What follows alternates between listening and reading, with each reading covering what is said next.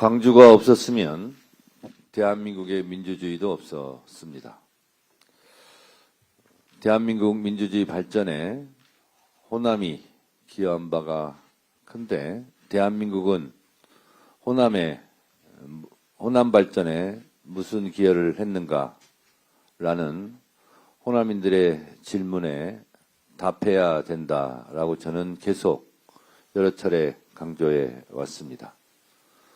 특별한 희생에는 특별한 보상이 따라야 된다라는 이재명 대통령의 국정 철학에 맞게 호남을 위해서 무엇을 할 것인가 당대표가 된 이래 끊임없이 부단하게 고민하고 노력해 왔습니다.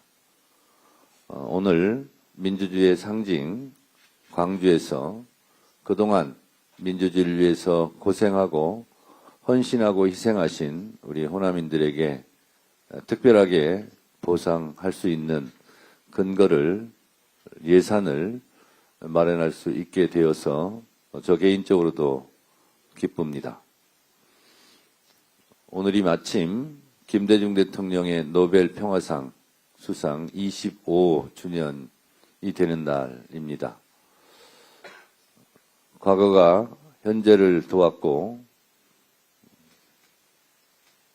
죽은 자가 산자를 구했다는 한강 작가의 노벨상 1년이 또 되는 날이기도 합니다.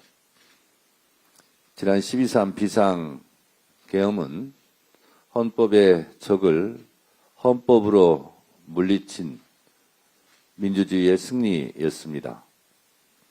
만약에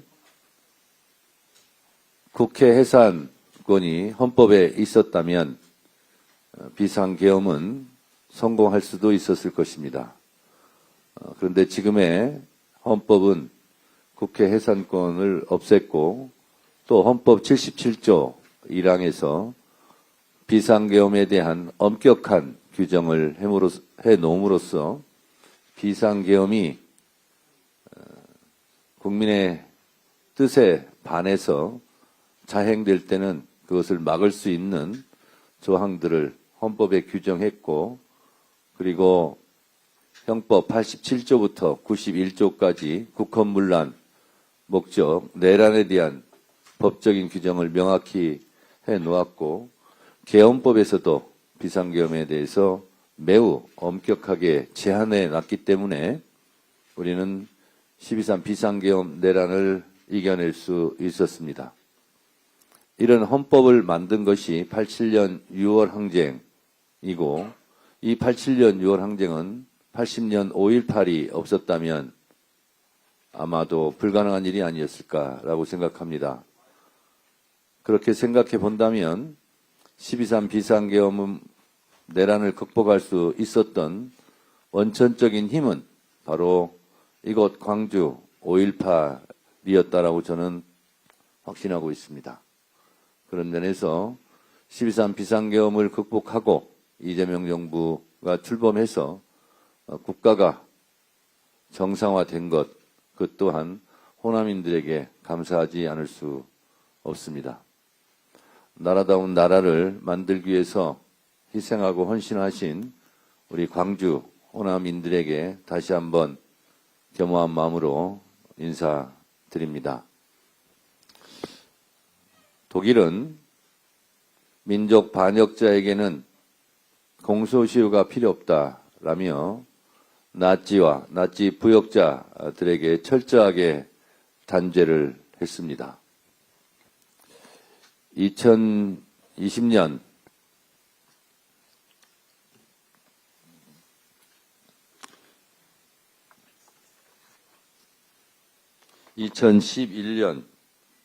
독일은 소비보르 수용소 경비병 출신이었던 91세의 남성에 대해 살인방조 혐의를 적용하여 징역 5년을 선고했고 2022년 슈트트호프 수용소장을 비서를 지냈던 90세의 여성에 대해 수용소장의 학살 명령을 문서로 작성한 혐의를 물어 징역 2년에 집행유예 2년을 선고했습니다. 독일은 나치 전범뿐만 아니라 단순 보조, 방임 등의 소극적 행위에 대해서도 끊임없이 추적해서 여지없이 단죄하고 있습니다. 독일은 어두운 과거를 결코 회피하지 않았습니다. 제2차 세계대전 직후 나치당을 공식 해체시켰고 나치 전범과 조력자들을 낱낱이 재판대에 세워서 엄중히 단죄했습니다. 사법청산 이후에는 경제적 청산도 뒤따랐습니다.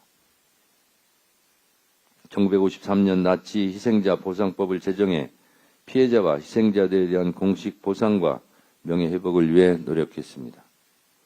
문화적 청산도 이어졌습니다. 나치 참상에 대한 교육을 의무화하고 추모관과 기념비도 건립했습니다.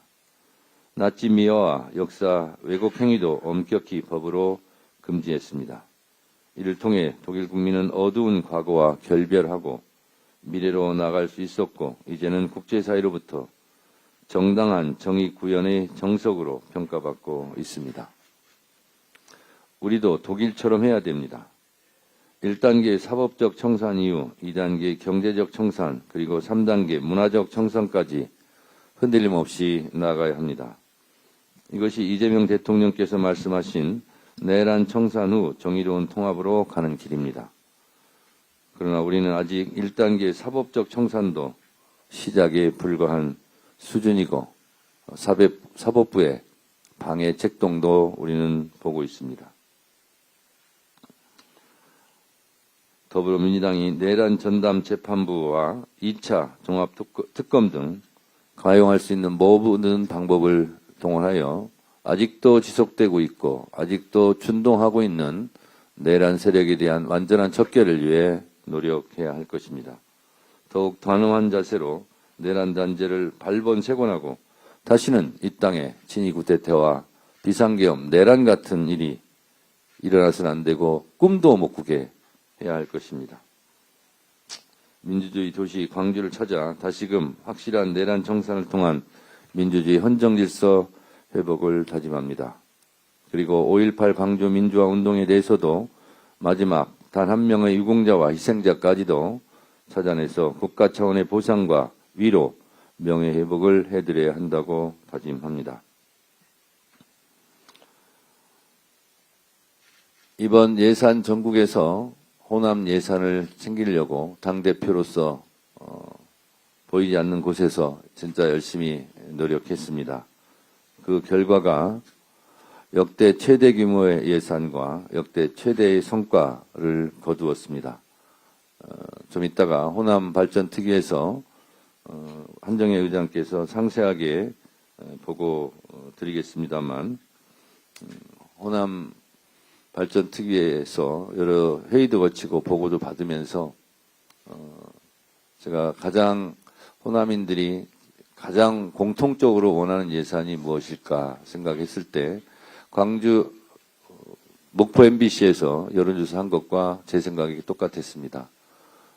송정역부터 목포역까지 78km 구간 KTX 속도 개선 사업이 호남인들이 제일 바라는 공통의 사업이었는데 그 부분이 확실하게 예산이 반영이 되어 있습니다.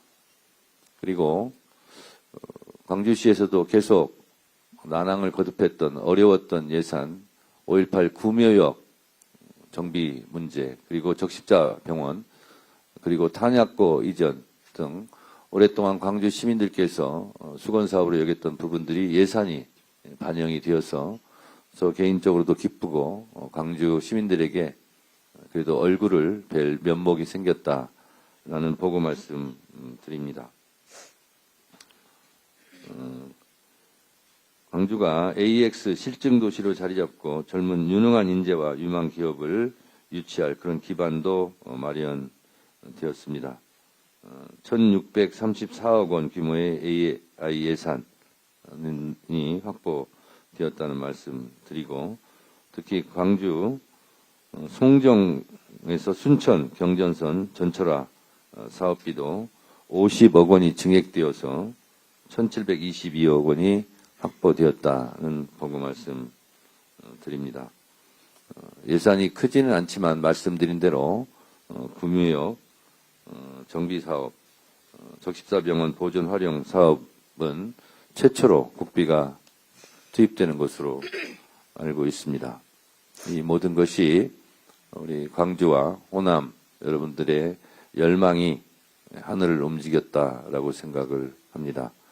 이 과정에서 수고를 아끼지 않은 우리 한병도 예결산 위원장 이소영 간사, 그리고 한정혜 정책위 의장, 김병기 원내대표, 부대표들에 대해서 제가 감사를 드렸고, 특별히 이렇게 예산을 챙기는 데 수고를 아끼지 않은 이 분들께 당대표 1급 포상도 하기로 이미 결정을 한 바 있습니다.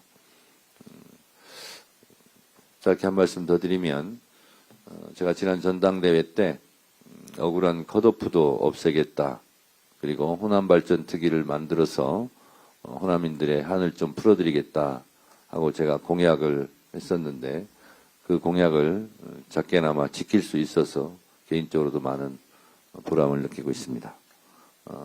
민주주의의 성지 이곳 광주에서 우리 특별하게 국가와 역사와 민주주의를 위해서 희생하고 헌신하신 광주의 영령들께 머리 숙여 감사드립니다. 고맙습니다.